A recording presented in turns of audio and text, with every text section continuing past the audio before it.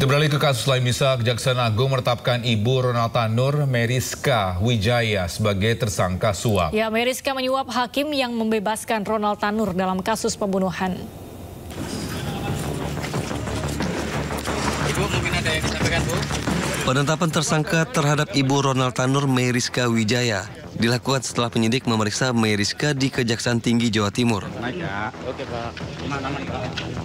Meriska diketahui memberi uang suap permulaan kepada hakim melalui pengacara anaknya Lisa Rahmat sebesar 3,5 miliar rupiah. Selain itu, Meriska bisa bebas memilih majelis hakim yang menangani perkara pembunuhan anaknya. Pemilihan majelis hakim dilakukan dengan bantuan mantan pegawai Mahkamah Agung Zarof Richard. Klien kami kooperatif dan menaati segala proses hukum. Kita menghormati proses hukum yang berjalan, ya. Langkah hukum selanjutnya seperti apa, Pak? Ya, ini kan baru penetapan tersangka, jadi kita percayakan dulu pada penyidik lah. Sebelumnya, penyidik telah menetapkan 3 hakim pengadilan negeri Surabaya sebagai tersangka penerima suap. Selain ketiga hakim, pengacara Ronalta Nur, Lisa Rahmat juga dijadikan sebagai tersangka pemberi suap. Kejaksaan Agung menyebut Ibu Ronalta Nur dibantu makelar kasus Zarof Richard untuk bisa bebas memilih majelis hakim yang menangani perkara Ronalta Nur. Ibu Ronalta Nur lalu menyerahkan uang 3,5 miliar rupiah kepada hakim secara bertahap.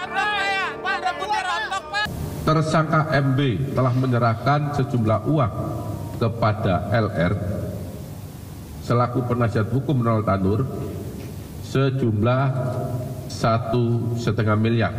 Selain itu, LR juga menalangi